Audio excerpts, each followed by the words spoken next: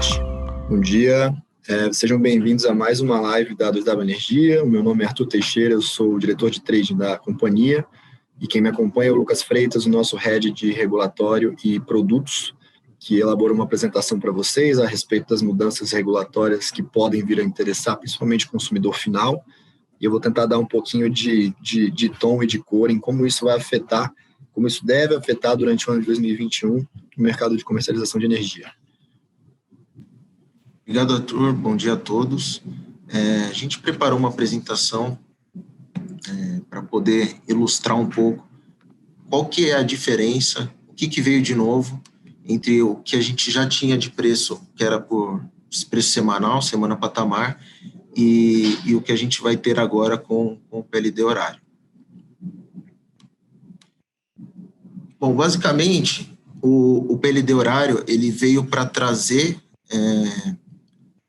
para o preço, para o PLD, realmente como que a operação foi. Então, a ideia quando a gente tinha o preço semanal, a CCE publicava esse preço toda sexta-feira, até as 21 horas, para a semana inteira seguinte. Então, tinha um gap muito grande entre o que já estava sendo previsto na semana anterior, na sexta-feira, e o que realmente acontecia durante a semana. Então, chovia mais do que previu, chovia menos, as usinas eólicas geravam mais, geravam menos. Isso acaba gerando um descolamento muito grande entre o preço e o CMO, que é o custo marginal de operação propriamente, do SIM. Com isso, com o PLD horário, a ideia é trazer justamente essa representatividade, tanto da hidrologia quanto das fontes renováveis, que estão cada vez mais presentes no SIM. O preço ele é publicado para cada hora, diariamente, até as 20 horas do dia anterior. Então, até as 20 horas do dia anterior, a CCE divulga o preço para todas as horas do dia seguinte. Para os máximos e mínimos, a gente continua com a mesma figura do PLD mínimo. Aqui a diferença de preço dos R$ 39,68 para os R$ 49,77 foi apenas a atualização normal, que já era feita para o máximo e mínimo todo final de ano para o ano subsequente. A diferença aqui é a criação dessa figura do PLD máximo horário. Então, a gente vai ter a possibilidade do preço chegar até o máximo de R$ 1.197 nos preços intra-hora, porém, o preço médio diário ele vai continuar limitado a um PLD máximo, que será de R$ 583. Aqui a mesma coisa do máximo semanal para o máximo estrutural, foi a atualização desse valor. Quanto aos modelos, para o PLD horário, a gente teve a introdução de mais um modelo, que é o modelo D100, mas a cadeia continua sendo a mesma. Então, o New Wave continua sendo rodado com um horizonte maior, o Decomp com um horizonte da janela mensal, e já era o modelo que dava o nosso preço semanal, e agora o modelo D100 é rodado em cadeia logo depois do Decomp para dar o preço para cada hora, né? Aqui a gente quis ilustrar um pouco como que vai se comportar essa questão do preço, o limite estrutural e o limite horário. Então, a gente tem aqui nessa curva cinza o CMO, que é o custo marginal de operação. A gente pode observar que ali entre as 16 e as 18 horas, o custo de operação ele superou os R$ 1.197, que era o limite do PLD horário. Então, foi aplicada a regra limitando aos 1.197, que é a curva azul mais claro. Só que o que a gente observa a média do dia dos preços ficou em R$ 681. Então, a gente superou o PLD estrutural. O que a CCE vai fazer nesses casos? Ela vai reduzir todos os preços de todas as horas proporcionalmente, até que a curva, ou seja, toda a curva e a média dessa curva esteja igual ou inferior ao PLD estrutural de 583. Então, o preço que vai ser publicado propriamente é essa curva azul mais escurinha, que mantém essa média diária no limite dos R$ 583. Tá. É importante frisar também, Lucas, essa questão do PLD horário poder ter um limite acima do estrutural, ela diz muito sobre o objetivo da implantação do PLD horário, né? O objetivo é você dar um sinal de preço para tentar, no médio prazo, influenciar os players, principalmente os consumidores, a mudarem a maneira como eles estão consumindo energia e tentarem consumir um pouco mais onde você não tem pico de consumo e um pouco menos onde você tem pico. Isso pode ser resumido da seguinte forma, né?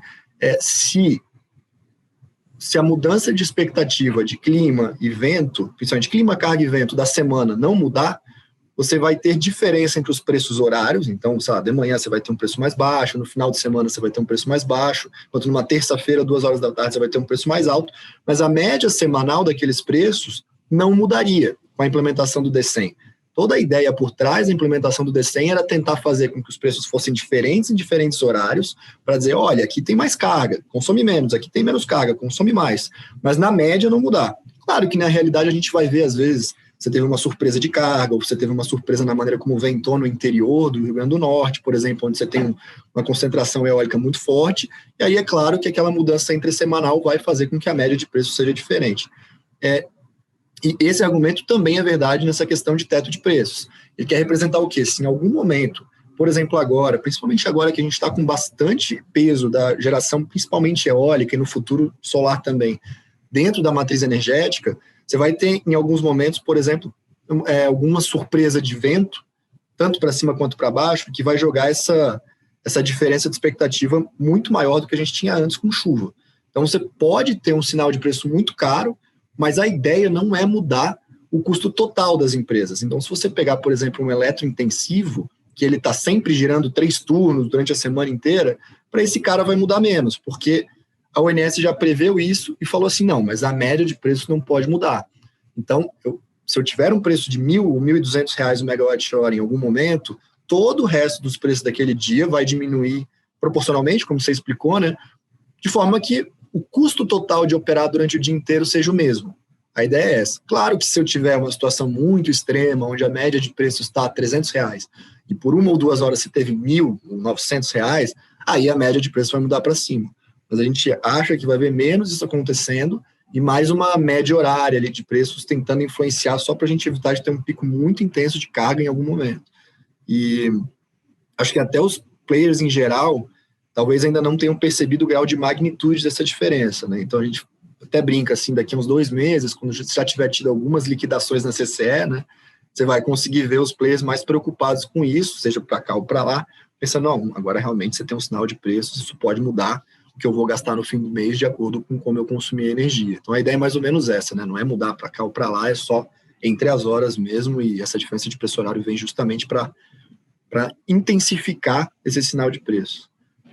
Exatamente. Inclusive, nós tivemos, alguns anos atrás, a introdução de um programa piloto de resposta da demanda que buscava justamente fazer com que os consumidores ofertassem redução de consumo como se fosse um gerador, substituindo, ao invés de ter que entrar um novo gerador, você reduz o consumo, e com isso esse consumidor ele teria um ganho, ele conseguiria vender isso a algum preço e ainda teria o ganho de não consumir numa hora que talvez fosse mais cara. Mas como no preço semana patamar a gente não tinha muito essa diferença de preço, a gente até viu que não teve uma adesão muito grande dos consumidores. Agora, com essa possibilidade de você ter um preço de quase R$1.000 no período da tarde, ali, um período que é o novo pico do sistema, e no período da manhã a gente tem um preço bem mais baixo, a gente acaba incentivando os consumidores a deslocar o seu consumo nesse período, justamente buscando uma grande economia, que não era vista antes. Até muita gente, assim, todo mundo sabe, mas muita gente até esquece que a gente já tinha um sinal de preços, né? Você já tinha preço semana patamar, na verdade, não é uma novidade, só que era um sinal fraco, né? Era R$10 para cá, R$10 para lá, 15 no máximo, então meio que o consumidor dava no final do mês R$1 a mais no preço médio dele, menos ele acabava não dando tanta bola, vamos dizer assim, né? E a gente vai mostrar daqui a pouco que agora mudou um pouquinho o grau de intensidade, ele vai ter que começar a se preocupar mais com isso, né? Exatamente. Bom, O que mudou de regra, basicamente? O plano de contingência, a ideia que eu trouxe toda a cadeia, a ideia não é passar por cada um, mas mostrar que com um preço tendo que ser publicado todo dia, a CCS se preparou bem para não ter problemas. Então, o preço vai ser publicado independente de ter ou não problemas. Então, caso ocorra, não consiga rodar o modelo, não chegou o preço, enfim, qualquer problema que tenha, algum preço será publicado, né? Mesmo que tenha que ser o preço do semanal, o preço do dia seguinte ele vai ser publicado. Tá? Além disso, a gente trouxe, vieram algumas outras mudanças de representação técnica. Então, foram introduzidos mais 2 modelos na cadeia que a gente chama de modelo satélite, que são os que auxiliam, que são inputs do DCEM para rodar o preço horário, que é o Previcarga D100 e o modelo de previsão de geração eólica. O modelo de previsão de carga, ele veio não porque a carga não era prevista antes, mas porque a carga tinha uma heurística muito grande. Então, os analistas do ONS, eles tinham um papel fundamental para conseguir prever essa carga com uma assertividade alta, e sempre tiveram uma assertividade muito alta. Porém, isso nos trazia pouca previsibilidade. Então, as casas não conseguiam chegar no valor exato que seria usado de carga para input do modelo. Agora, com um modelo propriamente de previsão de carga, a gente consegue, qualquer sabendo os inputs, consegue rodar qual vai ser a carga exatamente que será usada para chegar no preço horário do dia seguinte. Então, a ideia justamente é trazer previsibilidade para os agentes. E o modelo de previsão de geração eólica é completamente novo. Anteriormente, para fins de modelo, era usada a média da geração, então usado um histórico para conseguir prever a geração eólica para entrar no modelo. Hoje foi desenvolvido do zero um modelo, que inclusive tem se comportado muito bem, ele tem um aprendizado, então conforme as coisas os fatos vão acontecendo, ele vai ficando cada vez melhor.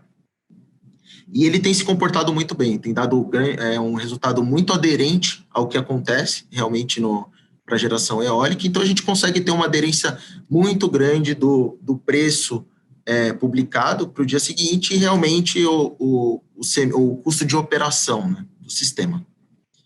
Por fim, foi introduzido um novo conceito, que é esse conceito do Unit Commitment. O que isso significa? As usinas térmicas, elas não podem simplesmente ligar e desligar, igual uma hidráulica consegue fazer. Então, ela tem uma rampa de tomada de carga, né, que ela vai aquecendo, ela vai se preparando até ela chegar no momento de plena carga, que ela consegue ficar gerando por um tempo. E ela tem um tempo mínimo que ela tem que ficar ligada, ela não pode simplesmente acionar, ficar 2 horas ligada e desligar. Tem usinas que podem, que são preparadas para isso, mas não é o caso das usinas que a gente tem hoje no sistema.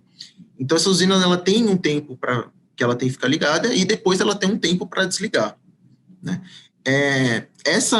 Tanto essa tomada de carga quanto a parte do desligamento, se for observado que nesse momento, por exemplo, que ela está ligando aqui antes da geração máxima, o preço o PLD for menor que o CVU, ou seja, o custo variável unitário, o custo de geração dessa usina, a gente vai ter uma geração de encargo. Então, foi criado um novo encargo, que é esse Unit Commitment, para remunerar justamente essa parte de tomada de carga das usinas termoelétricas e o desligamento.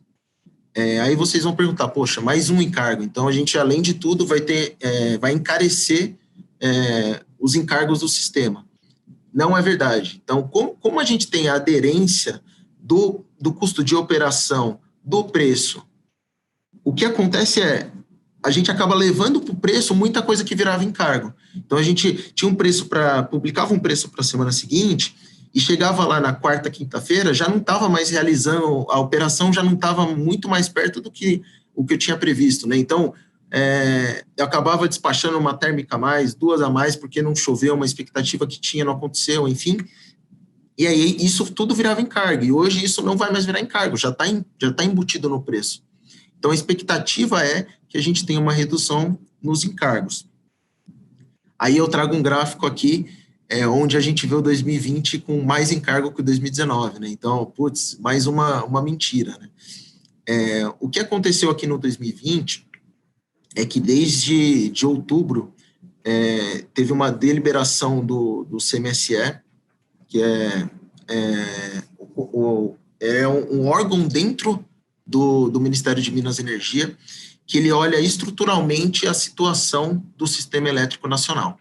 Então, a ideia ali é, junto com todos os agentes, o ONS, CCE, EPE, ANEEL, todos participam desse comitê para avaliar qual que é a situação do sistema. E eles avaliaram que em outubro a gente teve aí um dos piores outubros da história em relação a chuvas, né? E eles avaliaram que era prudente,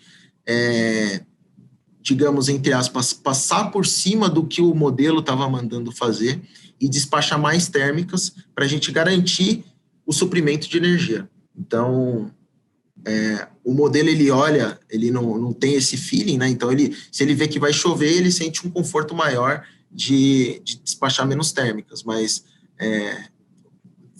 nós optamos por gerar mais termoelétricas para garantir que haverá suprimento futuro, chovendo ou não chovendo, né? Então, essa barrinha verde maior aqui é justamente para remunerar essas térmicas que não estão sendo remuneradas pelo PLD.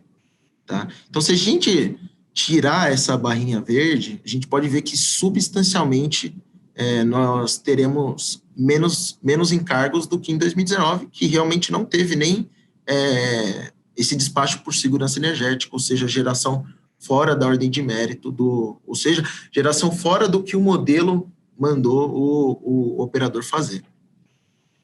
Então, é importante assim, né, o famoso GFON, né? Claro que o modelo, ele faz muitos cálculos, são 3 modelos diferentes, e agora com o D100 a ideia é fazer isso, né? E se você pensar um pouquinho também, mal ou bem, se o preço estiver mais alto quando tem mais carga e mais barato quando tem menos, na média, se você consumir uma carga por hora é igual, mas como o maior consumo está concentrado no maior preço, acaba sendo o que o Lucas comentou, você está colocando mais do encargo dentro do despacho de preço.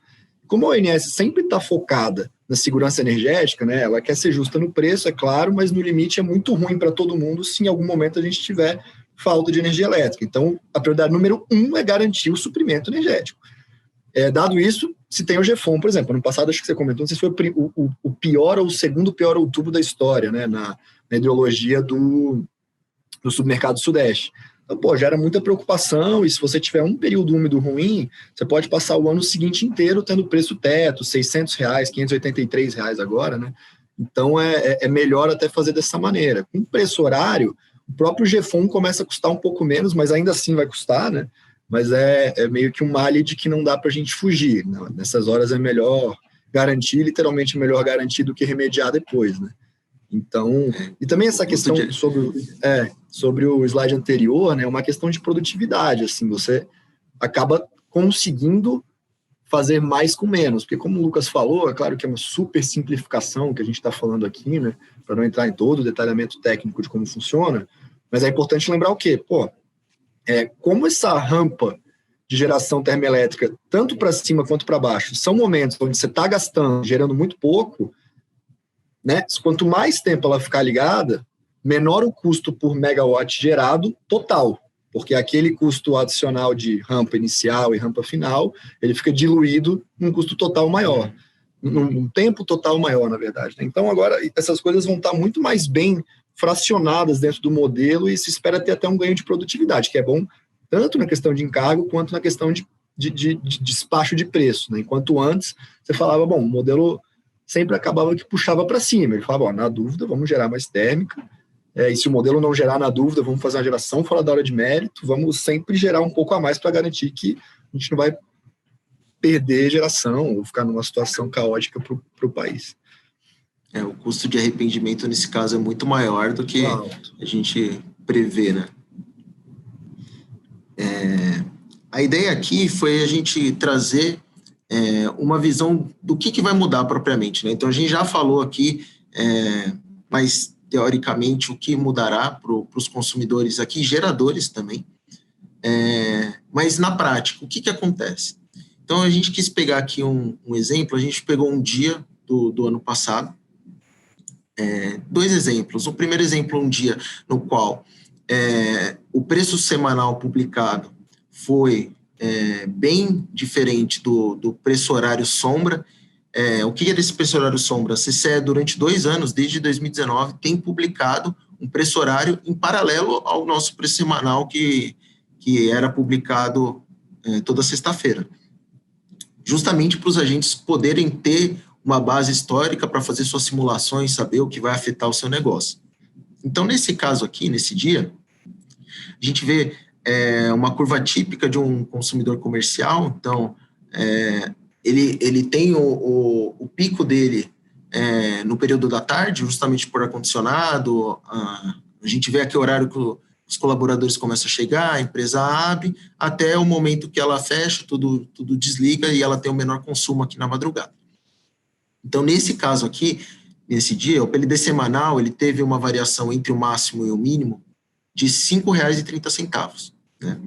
A gente vê que esse consumidor, essa curva azul mais escura, é o consumo flat, que é o que a maioria dos consumidores tem. Ele tem um contrato flat, ou seja, é o mesmo valor de megawatt-hora para todas as horas do dia e para todas as horas do mês, para o contrato inteiro. Então, quando ele tem, aqui no período da madrugada, um consumo menor do que o contrato dele, essa diferença, essa sobra de energia, ela é valorada ao PLD de cada hora, e o consumidor tem um valor a receber, então ele está vendendo para o mercado essa sobra. Enquanto no período ali da tarde, que ele teve um consumo maior que o contrato dele, ele fica com uma energia que ele precisa comprar, e ele vai comprar que preço? A PLD. Como aqui a gente vê que ele teve uma exposição ao contrário, então, quando ele tinha sobra, o preço estava mais barato, e quando ele tinha falta, o preço estava mais caro, ele ficou um valor, nesse caso aqui, se fosse um consumidor com 2 megawatt médios de consumo, ele teria um valor a pagar nesse dia, né, só nesse dia, de R$ 1.980. Para colocar uma comparação, né, um cliente, se você pegar um preço médio de PLD de R$200, por exemplo, um cliente com 2 megawatt médio vai ter uma conta de luz de uns R$300 mil, né, 1.500 megawatt-hora, R$200. Então, ele ia pagar 300 mil, pagou 302. Beleza, R$2.000, mas dado o tamanho do cliente, não é tão relevante, é pequeno para o tamanho dele, né? Então, acho que vai muito, essa experiência desse slide é o que a gente comentou de como eram os preços até 31 de dezembro, né? Como era o despacho semanal e a diferença entre os patamares horários, que eram pequenos. A gente vê que teve uma variação de R$5, né, entre patamares. E agora a gente vai ver o mesmo dia o PLD sombra. A gente vê aqui a gente teve aqui uma variação de R$ 36,50 entre o menor preço do dia e o maior preço do dia. E aqui justamente o mesmo consumo e a mesma exposição, só que um preço no período da madrugada muito mais baixo e um preço no período da tarde muito mais alto. O que acontece é que nesse caso específico, nesse dia, esse consumidor teria um valor a pagar de R$ 14.480. Então, comparando os dois... Quase 5% da conta, né? Exatamente. Diferente, né? Então, a gente tem um saldo, uma diferença para esse consumidor de R$ 12.600. Então, se torna relevante. E é claro, isso é um caso, é um dia, não vai ser todos os dias assim, né? E nem tudo é negativo. Então, a gente pegou um outro dia aqui, no qual tivemos um PLD semanal com uma variação de 8,47. Porém, o que a gente observa nesse caso?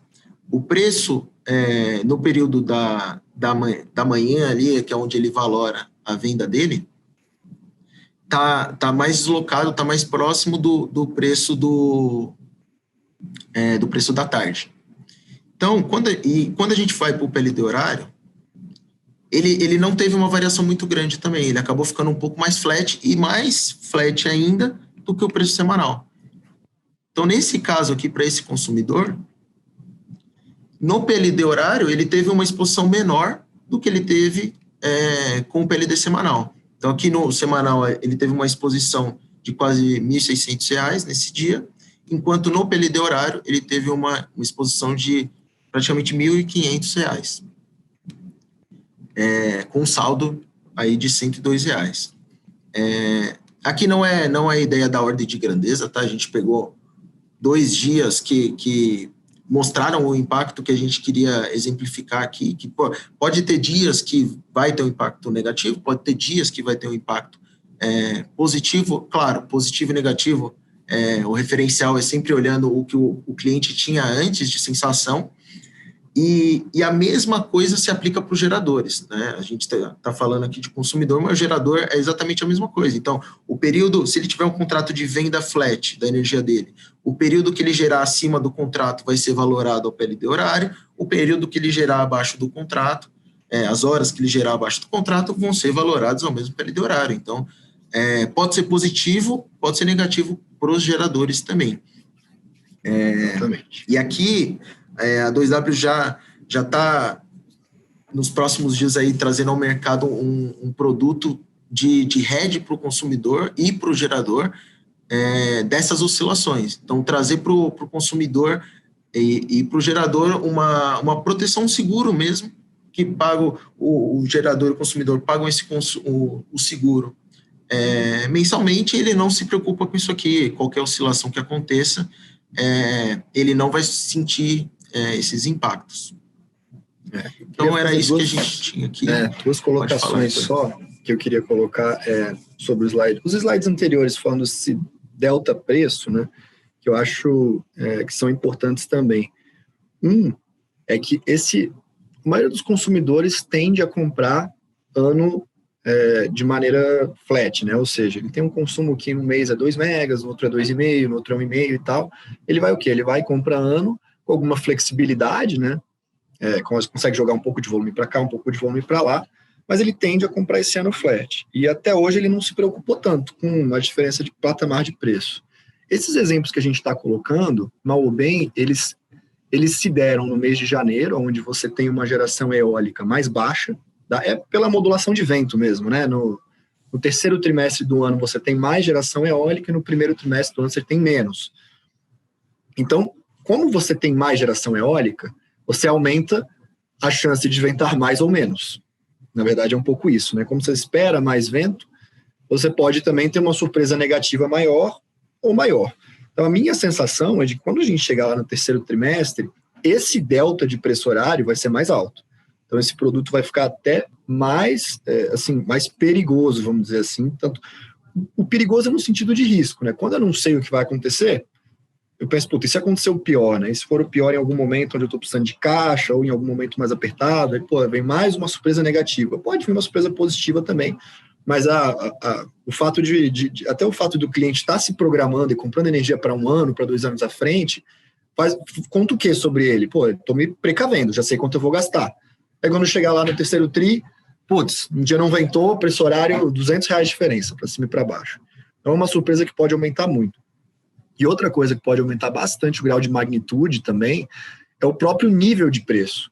Porque o modelo, né, como você tem, quanto mais caro tá, menos térmicas tem. Então, quando você está em R$200, para você chegar em R$300 de preço, você precisa despachar algumas térmicas, né, várias térmicas. De 300 para 400, são menos. De 400 para 500, são menos ainda. Como o modelo faz a conta de trás para frente, a grande realidade é que para você ter uma diferença muito abrupta de preços, quando você está nesse nível de R$400, por exemplo, ela é muito maior do que quando você está em 200. Então, esse é um ponto. Então, como é que o cliente... Aí o cliente vai dizer, mas eu já comprei a energia. Tudo bem, você já comprou. Você foi lá e comprou energia a R$200 flat no ano. Então, em teoria, tanto faz se o mercado tiver 400 ou 100, certo? Não, errado. Porque agora, se o mercado tiver R$400 no terceiro trimestre, você pode ter uma surpresa muito significativa de preço horário, mesmo que você já tenha contratado tudo. Então, cada vez mais esses produtos, até para o próprio mercado paralelo, né, que são os players específicos de geração de energia operando entre si, esse produto vai passar a ser um produto super importante na matriz de comercialização. A gente imagina que no começo ainda mais focado em cliente final, que é quem vai de fato ter essa necessidade do produto, e eventualmente com o mercado ficando cada vez mais complexo e mais agentes, principalmente os bancos entrando, e as geradoras grandes como a própria 2W, você vai ter mais comercialização desse tipo de coisa acontecendo.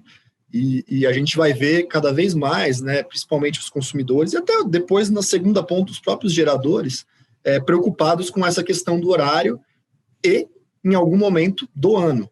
De novo, né, você tem variável, olha só, você tem uma variável que é o preço horário, aí você tem essa variável mudando muito de acordo com a época do ano e com o nível geral de preços. Então, você pode ter desde janeiro rodando a R$100 e o preço horário mudando muito pouquinho, como você pode ter setembro rodando a R$400 e o preço horário valendo 70 de ponta a ponta, dando um impacto super relevante na sua conta, mesmo se você tiver contratado. Então, é um produto que você vai precisar de algum grau de especialização para conseguir operar direito ou para não tomar muita surpresa, né? Então, da mesma maneira que o mercado financeiro se complexou enfim, hoje você tem muita gente oferecendo soluções, que cada vez mais o mercado de energia vai começar a oferecer essas soluções para os clientes também. É super importante até para a maturidade do mercado, na verdade, né? Eu só queria colocar, assim, essa reflexão final, que eu acho importante, porque eu acho que muita gente não tem esse tato, né, do grau de importância. Não, é isso. A expectativa é justamente essa, né? Quando começar a vir a primeira, segunda liquidação aí em janeiro, fevereiro, que realmente os players vão começar a perceber qual o impacto para o seu negócio, né? Se vou começar a sentir na pele qual que é a diferença, ou se tem ou não tem diferença, e aí sim acreditamos que esse mercado vai começar a criar corpo, né? É isso aí. Vamos para as dúvidas aqui. A gente teve uma dúvida aqui do Marcos perguntando o que vai mudar na liquidação da CCE, se vai ter alguma mudança. Basicamente vai ser a mesma coisa, né? Então, o que a gente tinha ali, até comparando ali o gráfico de comparação dos efeitos, a única diferença é que ao invés de pegar essas exposições e valorar preços semanais, semana patamar, agora o preço que vai ser usado vai ser um preço hora a hora. Então, o valor, o consumidor e o gerador vão ter lá uma exposição a pagar ou a receber todo mês, porém, ao invés de você usar um preço semana patamar, vai ser usado o preço horário para calcular quanto que é essa exposição do consumidor. Na verdade, até eu particularmente acho que o trigger para o consumidor perceber o grau de magnitude dessa mudança regulatória vai ser a liquidação da CCE, principalmente a primeira, né? Um pouco menos, assim, mas conforme a gente for andando no tempo, vai vir uma conta, tudo isso que a gente falou nos últimos slides justamente vai aparecer via liquidação da CCE, vai vir uma conta para ele que ele não esperava, ele está acostumado a pagar os 2.000 e de repente um dia vai vir uma conta de 10, 15, ele vai falar, nossa, o que aconteceu, né? Esse vai ser o grande trigger aí de precificação e de vamos dizer, popularização desses produtos que têm relação com o preço horário. Exatamente. Deixa eu ver aqui se tem mais alguma. A gente teve mais uma aqui da Mariana, de como o consumidor ele poderia se prever ou como ele saber uma expectativa de qual vai ser o efeito para ele. Basicamente, o que vai justamente impactar para o consumidor se vai ter mais ou menos efeito, ou o que ele vai sentir, é a curva de consumo. Se ele tiver um consumo mais flat, quem que tem um consumo mais flat? Normalmente o consumidor que tem 3 turnos, então uma fábrica que não desliga,